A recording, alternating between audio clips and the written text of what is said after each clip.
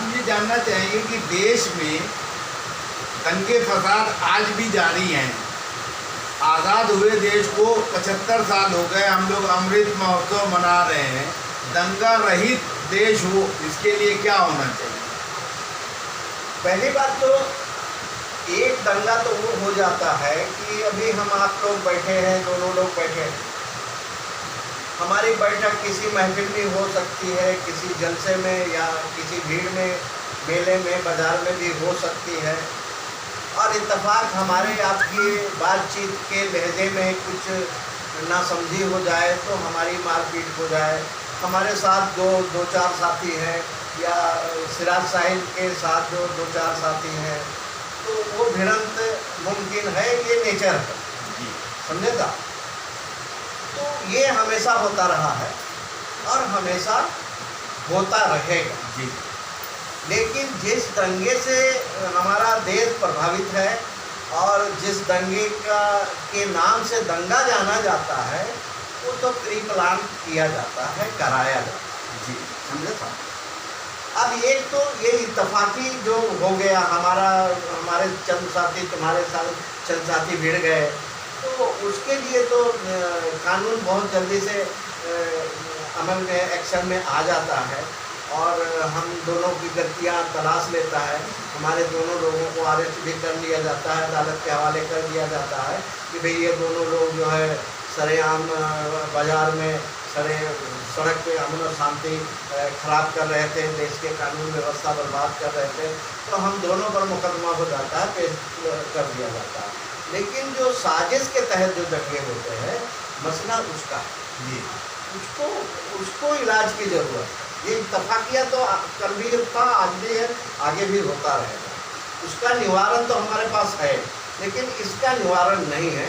इसलिए जिस तरह साजिश रचकर दंगे करवाए जाते थे, उनके लिए एक तो कानून लाने की ज़रूरत है, दंगा रोको कानून लाने की ज़रूरत है।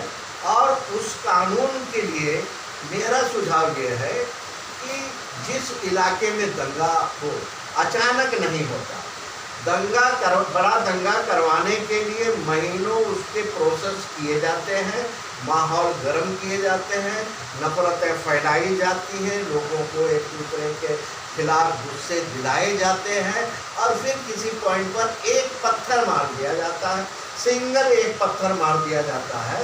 अब यही सारा गुस्सा जो प्लानिंग किया हुआ होता है, वो एक पत्थर पूरा शहर दंगे की चपेट में आ जाता है जी।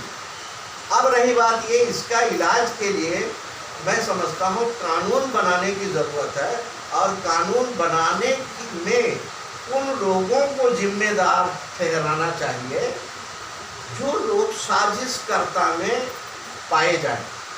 एक दूसरा जो हमारा जो सुरक्षा के लिए जो डिपार्टमेंट जो बनी है, जो एजेंसियां बनी हैं, उनके ऊपर जिम्मेदारी होनी चाहिए कि भाई तुम्हारे यहाँ दंगा नहीं होना चाहिए।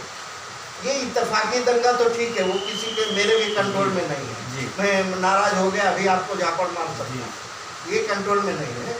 लेकिन जो इरादतन दंगा किया जाता है अपनी राजनीति करने के लिए, अपना शक्ति प्रदर्शन करने के लिए, उसके लिए कानून लाने की ज़रूरत है और उसमें जिम्मेदार ठहराने की ज़रूरत है।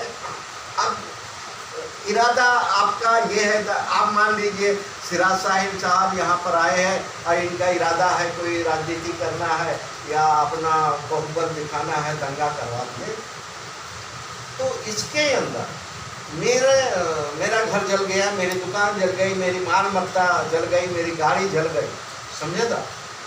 तो सिराज साहिल का मंसूबा ये था कि इस्माइल बाटलीवाला को नुकसान पहुंचाना है दंगे के तहत, तो इसका 10-20-25 लाख का, समझे था, 10-20-25 लाख का नुकसान हो जाए तो सिराज साहिल साहब को खुशी हो जाएगी कि ठीक है, मैंने इसका नुकसान कर दिया। अब इस तरह इस कानून में व्यवस्था हो जाए कि जहाँ दंगा होता है वहाँ के लोगों से या वो डिपार्टमेंट को, जो दंगा रोकने की जो जिम्मेदार जो डिपार्टमेंट, इस्माइल बाटलीवाला का नुकसान किसने किया है? सिराज साहिल के ग्रुप ने किया है।